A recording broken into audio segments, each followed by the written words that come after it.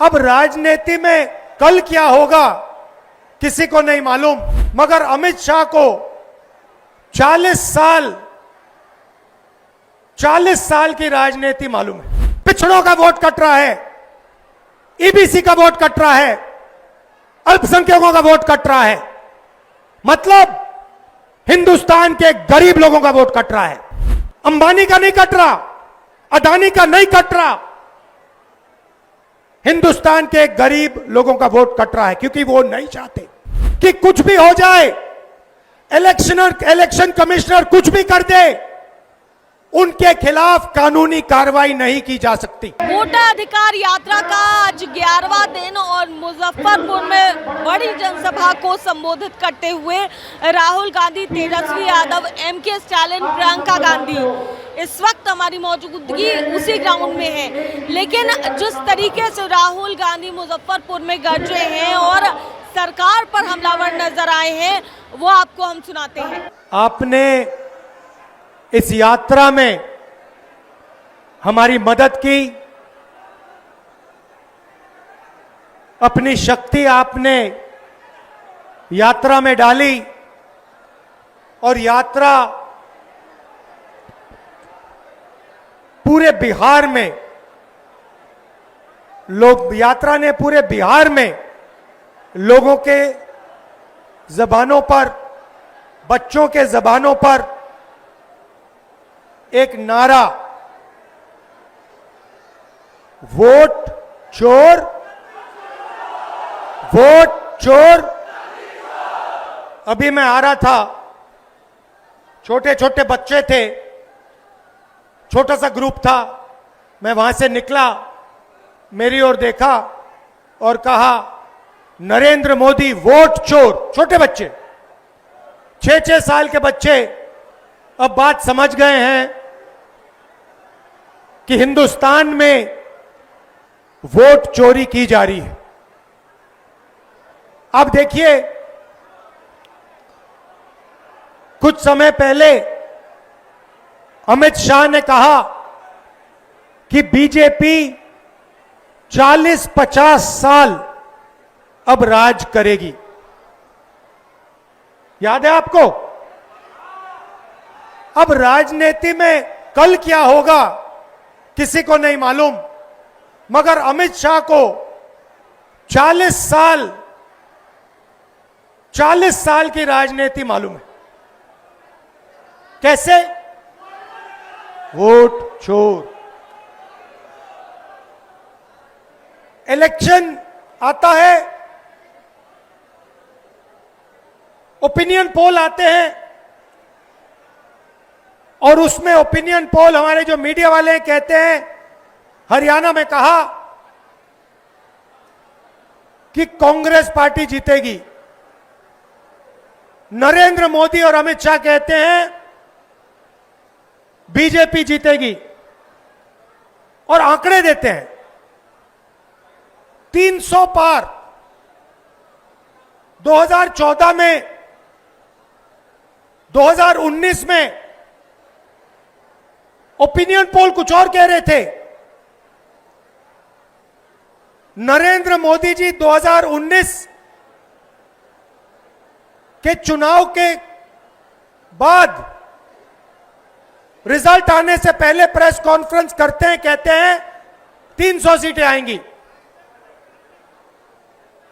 हिंदुस्तान के सारे पोलस्टर कुछ और कह रहे हैं, ओपिनियन पोल कुछ और कह रहे हैं। नरेंद्र मोदी कहता है 300 सीट आएंगी। कितनी आई? 300 आई। क्यों? वोट चोर। भाइयों और बहनों,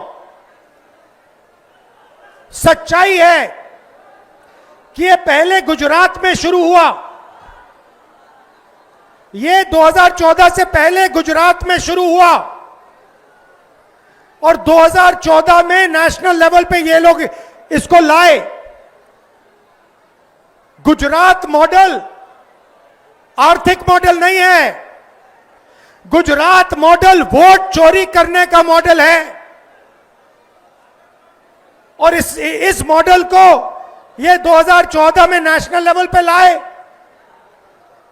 आप देखिए, मध्य प्रदेश का चुनाव चोरी किया, हरियाणा का किया, महाराष्ट्र का किया। हम कुछ बोलते नहीं थे क्योंकि सबूत नहीं था, मगर महाराष्ट्र में सबूत मिल गया। इन्होंने कुछ ज्यादा कर दिया। लोकसभा में हमारा गठबंधन जीतता है, 4 महीने बाद असेंबली इलेक्शन होता है, हमारे गठबंधन जमीन पे दिखता ही नहीं है, खत्म। फर्क क्या था? फर्क था कि लोकसभा में जितने वोट हमें मिले उतने ही हमें विधानसभा में मिले। इलेक्शन कमीशन ने लाखों वोट जोड़े, तकरीबन 1 करोड़ वोट लोकसभा के बाद जोड़े। वो सारे के सारे वोट बीजेपी के खाते में जाते हैं और उन वोटों से बीजेपी चुनाव जीतती है। हमने इलेक्शन कमीशन से पूछा, हमें वोटर लिस्ट दीजिए, कहते नहीं देंगे। हमने कहा वीडियोग्राफी दिखाइए, कहते नहीं देंगे। और उसके बाद कानून बनाते हैं कि 45 दिन में वीडियोग्राफी खत्म कर दो, डिस्ट्रॉय कर दो। तो फिर हमने क्या किया? हमने एक टीम को कर्नाटक में माधेपुरा विधानसभा में हमने उनसे कहा कि देखिए, आप थोड़ी गहराई में जाइए। मैं उन लड़कों का धन्यवाद करना चाहता हूं। 4-6 महीने 16-16 घंटे उन्होंने काम किया। मैं बताता हूं क्या किया। इलेक्शन कमीशन ने हमें पोलिंग के टाइम लिस्ट देते हैं, कागज की लिस्ट, 200 किलो कागज, 8 फुट ऊंची गड्डियां कागज की। हर लिस्ट को, एक चेहरे को लाखों चेहरों से मिलाया, एक चेहरे को लाखों फोटो से मिलाया, एक नाम को लाखों नामों से मिलाया और सच्चाई निकाली। भाइयों और बहनों, माधेपुरा असेंबली में, मैं लोकसभा की बात नहीं कर रहा हूं, एक असेंबली में 1 लाख फर्जी वोटर मिले। कोई 4-5 बार वोट कर रहा है, अलग अलग पोलिंग बूथ पे नाम है। एक घर में 70-80 लोग हैं, एक बेडरूम का घर है। हमने लोग वहां भेजे, वहां पे 4 लोग रहते हैं। हमने पूछा, भैया ये 70 लोग कौन है? ऐसे कोई नहीं है यहां पे। डुप्लीकेट नाम, हजारों डुप्लीकेट नाम, 1 लाख फर्जी वोट। भाई और बहनों, माधेपुरा में 7 असेंबली है, 6 में कांग्रेस जीतती है। जहां पे 1 लाख फर्जी वोट थे, वो सारे के सारे बीजेपी को गए। और एक असेंबली में 1 लाख वोट से बीजेपी जीतती है और पूरी लोकसभा को ले जाती है। भाइयों और बहनों, यह सिर्फ कर्नाटक सेंट्रल में नहीं हुआ है, यह हिंदुस्तान में 70-80 सीटों में किया गया था। और मैं आप इसको स्टेट से बता रहा हूं, हमने काम शुरू कर दिया है। माधेपुरा पहला कदम है। हम आपको दिखाएंगे कि असेंबली इलेक्शन चोरी किए जा रहे हैं, हरियाणा चोरी किया गया, महाराष्ट्र चोरी किया गया, लोकसभा चोरी की गई। हम दिखाएंगे आपको सबूत के साथ, जैसे हमने माधेपुरा में दिखाया, सबूत के साथ हम आपको दिखाएंगे।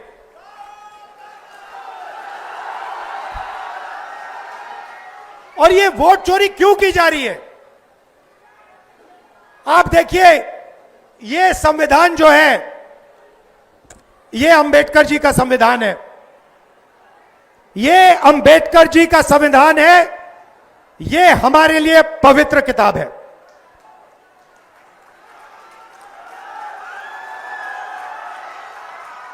इसको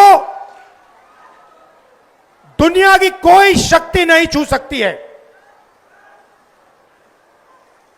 इसमें लिखा है, इसमें लिखा है हिंदुस्तान में एक व्यक्ति को एक वोट मिलेगा। इसमें कहीं नहीं लिखा कि एक व्यक्ति को 2 वोट मिलने चाहिए, 3 मिलने चाहिए, 5 मिलने चाहिए और दूसरे को वोट मिलना ही नहीं चाहिए। मैं इलेक्शन कमीशन से पूछता हूं, इसमें लिखा है कि एक व्यक्ति को एक वोट मिलेगा, आपने 65 लाख वोट बिहार में क्यों काटे? आप संविधान पर आक्रमण कर रहे हो। बिहार में हजारों लोग हमसे मिले, हजारों लोग मिले, कहते हैं भैया हमने तो वोट किया, 3-4 बार वोट किया, हमारे पास सारी की सारी आईडी है, हमारा वोट काट दिया। हजारों लोग से मैं मिला हूं यहां पे, जिंदा लोगों को मार दिया। और आप देखिए किसको मार रहे हैं, आप देखिए किसका वोट कट रहा है। मैं आपको बताता हूं, दलितों का वोट कट रहा है, पिछड़ों का वोट कट रहा है, ईबीसी का वोट कट रहा है, अल्पसंख्यकों का वोट कट रहा है। मतलब हिंदुस्तान के गरीब लोगों का वोट कट रहा है। अंबानी का नहीं कट रहा, अदानी का नहीं कट रहा, हिंदुस्तान के गरीब लोगों का वोट कट रहा है, क्योंकि वो नहीं चाहते कि आपकी आवाज सुनाई दे। वो नहीं चाहते कि आप अपनी जमीन की रक्षा कर पाओ। वो नहीं चाहते कि आप पेपर लीक के सामने खड़े हो पाओ। वो नहीं चाहते कि आपके बच्चों को रोजगार मिले, इसलिए इस पर आक्रमण कर रहे हैं। भाइयों और बहनों, इसके बिना हिंदुस्तान के गरीबों के पास कुछ नहीं है। जो अधिकार आपको मिले हैं वो इस किताब से मिलते हैं, और ये कोई नई किताब नहीं है। इसमें सोच जो है हजारों साल पुरानी है। यहां पे स्टालिन जी आए, इसमें पेरियार जी की सोच है। यहां पे वेणुगोपाल जी बैठे हैं, इसमें नारायण गुरु जी की सोच है। इसमें अंबेडकर जी की सोच है, इसमें फूले जी की सोच है, इसमें गांधी जी की सोच है, इसमें भगवान बुद्ध की सोच है, इसमें कबीर की सोच है। यह हमारी आत्मा की किताब है। और मैं बता रहा हूं, अगर वोट चोरों ने यह सोच रखा है कि भारत माता की आत्मा को चोट पहुंचाएंगे, तो ये इस देश को, इस देश के जनता को, इस देश के युवाओं को नहीं समझे हैं। भाइयों और बहनों, मैं आपको गारंटी देके कह रहा हूं, और अच्छी तरह सुनिए, नरेंद्र मोदी वोट चोरी करके चुनाव जीतता है। नरेंद्र मोदी वोट चोरी करके, वोट कटवा के, वोट बढ़ा के चुनाव जीतता है।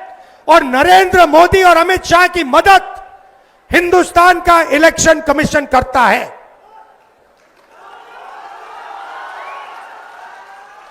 और सुनिए, 2023 में जब हमें बात समझ आनी शुरू हुई, जब हमें सबूत मिलना शुरू हुआ, एक नया कानून आता है। लोकसभा में, राज्यसभा में चुप्पे चुप्पे एक नया कानून आता है, पास हो जाता है, किसी को नहीं पता, दिन में पास किया जाता है। पता है क्या कानून था? कानून था कि कुछ भी हो जाए, इलेक्शन कमिश्नर कुछ भी कर दे, उनके खिलाफ कानूनी कार्रवाई नहीं की जा सकती। अब आप मुझे बताओ, ऐसे कानून की क्या जरूरत? अगर ईमानदारी से इलेक्शन कमिश्नर काम कर रहा है तो ऐसे कानून की क्या जरूरत? भाइयों और बहनों, किसान को पीटकर जेल में डाल देते हैं, मजदूर को 2 जूते मारकर जेल में डाल देते हैं, युवा पेपर लीक के बारे में धरना देता है, लाठीचार्ज होता है, अंदर कर देते हैं, एफआईआर लग जाते हैं, मगर हिंदुस्तान के इलेक्शन कमिश्नर के खिलाफ कोई एफआईआर नहीं कर सकता है, कोई कानून नहीं एक्शन ले सकता है। क्यों? इसका एक ही कारण है, ये लोग नरेंद्र मोदी की वोट चोरी में मदद कर रहे हैं। और वोट चोरी हिंदुस्तान के ईबीसी, दलित, ओबीसी, अल्पसंख्यक और गरीब जनरल कास्ट के खिलाफ आक्रमण है। यह आपको खत्म करने का तरीका है। ये यहां नहीं रुकेंगे। आप ये मत सोचो कि भैया वोट ले लिया तो क्या हुआ, इसके बाद राशन कार्ड जाएगा, उसके बाद जमीन जाएगी। और जो आजादी से पहले समय था, जहां आपका अपमान किया जाता था, आपको कोई अपॉर्चुनिटी नहीं मिलती थी, आपको शिक्षा नहीं दी जाती थी, आपके माता पिता, उनसे पूछिए आजादी से पहले क्या होता था। जो राजा चाहता था कर लेता था, जो भी मन में आता था वो कर लेता था, जमीन अच्छी लगी जमीन ले लेता था। यह किताब, इस सोच ने हिंदुस्तान को बदला था और ये एक बार फिर आजादी से पहले के हिंदुस्तान में हमें ले जाना चाहते हैं। भाई और बहनों, 2 चीजें मैंने नरेंद्र मोदी के सामने मुंह पे बोल दी हैं और मैं गारंटी देके आपको कह रहा हूं, ये जो 50% की रिजर्वेशन की दीवार है, इसको कांग्रेस पार्टी लोकसभा में चूरा चूरा तोड़ के फेंक देगी।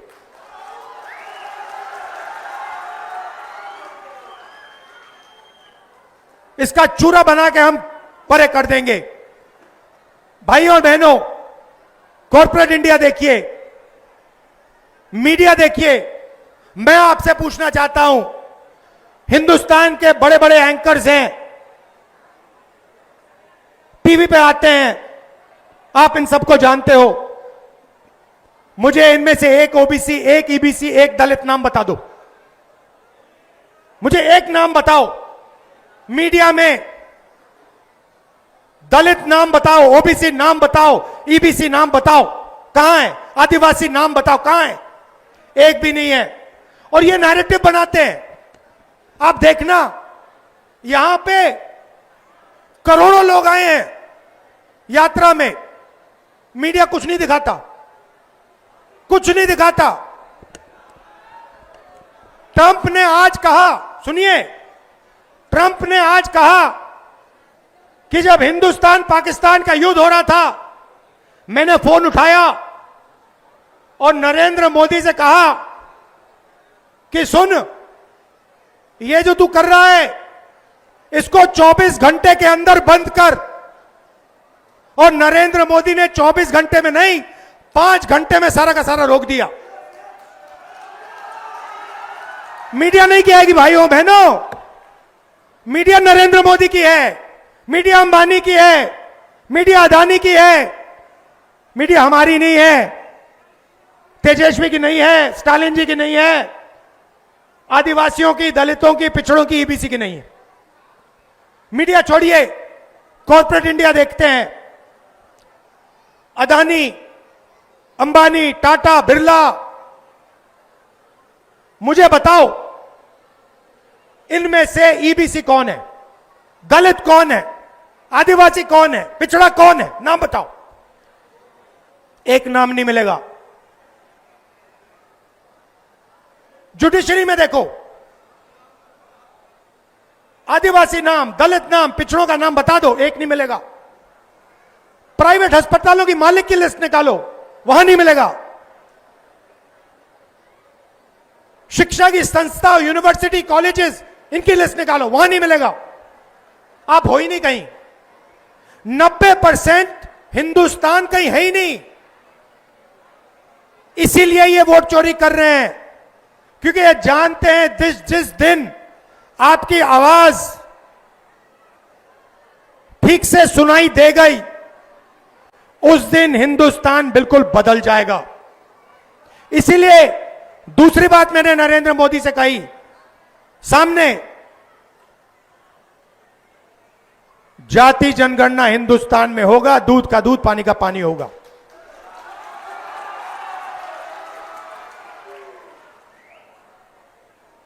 ये जो प्रदेश है, ये क्रांति का प्रदेश है। अंग्रेजों को बिहार ने ही हराया था, चंपारण में बात शुरू हुई थी। वैसे ये जो वोट चोरी की जो आग है, ये बिहार में फैल गई है और अब बिहार से पूरे हिंदुस्तान में फैलेगी। आप देखना क्या होता है, क्योंकि पिछले 10 साल से पूरे हिंदुस्तान का बेवकूफ बनाया जा रहा है, और हम सबूत के साथ आने वाले समय में आपको दिखा देंगे। जैसे माधेपुरा में दिखाया, वैसे आपको हम दिखाएंगे कि पिछले 10 साल नरेंद्र मोदी, अमित शाह और इलेक्शन कमीशन वोट चोरी कर रहे हैं और आपकी आवाज, आपके दिल की आवाज को दबा रहे हैं।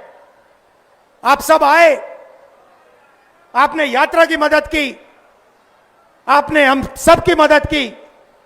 दिल से मैं आपका धन्यवाद करता हूं। आपके बिना, आपकी शक्ति के बिना यह यात्रा शुरू भी नहीं होती। यह यात्रा हमारी नहीं है। आप ये मत सोचो कि यात्रा तेजस्वी जी, भट्टाचार्य जी, साहनी जी, राहुल गांधी हम कर रहे हैं। नहीं, यात्रा आपकी है, आपकी आवाज है यात्रा में। हम आपकी आवाज के साथ खड़े हैं, मगर शक्ति आप में है, ज्ञान आप में है और आप में देश को बदलने की ताकत है। बिहार के युवाओं से मैं कहना चाहता हूं, नरेंद्र मोदी जी ने, अमित शाह ने, अंबानी और अदानी ने आपके हाथ से आपका रोजगार छीना है, आपके हाथ से आपका भविष्य छीना है। बिहार को रोजगार की जरूरत है, बिहार को बदलाव की जरूरत है, बिहार को प्रगति की जरूरत है। वोट चोरी रोकना प्रगति और रोजगार के लिए पहला कदम है। आप सबका फिर से धन्यवाद करता हूं। मेरे भाई स्टालिन जी का धन्यवाद करता हूं, इतनी दूर से आए, गर्मी में हमारे साथ चले, दिल से धन्यवाद करता हूं। तेजस्वी जी का, साहनी जी का, भट्टाचार्य जी का, राजेश राम जी का, शकील अहमद जी का, कांग्रेस की टीम का। आपने पूरा दम लगाया और यात्रा को सक्सेसफुल बनाया। धन्यवाद। जय हिंद, जय बिहार। तो सुना आपने क्या कुछ कहते नजर आए हैं राहुल गांधी और किस तरीके से वो गरजते नजर आए हैं मुजफ्फरपुर से, मंच पर से बड़ी जनसभा को संबोधित किया गया और क्या कुछ कहते नजर आए। आप सुन रहे थे। कैमरा पर्सन शशि के साथ मैं दक्षा प्रिया, दर्श न्यूज, मुजफ्फरपुर।